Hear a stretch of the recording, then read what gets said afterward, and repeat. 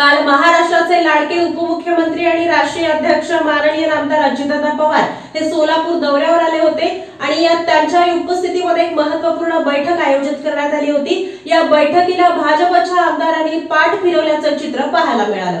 राज्याचे उपमुख्यमंत्री तथा अर्थ आणि नियोजन मंत्री अजित पवार हे महायुतीच्या सत्तेत सहभागी झाल्यानंतर प्रथमच सोलापूर दौऱ्यावर आले होते।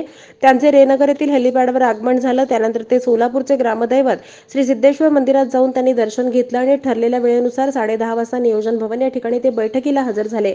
नियोजन भवनामध्ये झालेल्या बैठकीत राष्ट्रवादीचे आमदार यशवंत माने, अपक्ष आमदार संजय मामा शिंदे हे दोनच आमदार उपस्थित असल्याचं पाहायला मिळालं।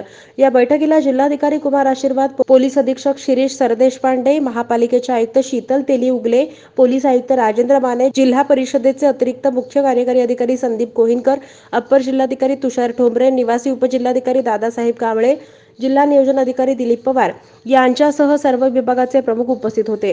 अजित पवार राज्याचे अर्थ आणि नियोजन मंत्री असताना सोलापूरच्या विविध विकास कामांच्या निधीचा प्रश्न असताना सोलापूर जिल्ह्यातील भाजप आमदार या बैठकीला उपस्थित राहणं गरजेचं होतं, परंतु पवारांच्या या महत्त्वाच्या बैठकीला सोलापुरातला भाजपचा एकही आमदार उपस्थित नव्हता। हे सोलापूरचं दुर्दैवच म्हणावं लागेल।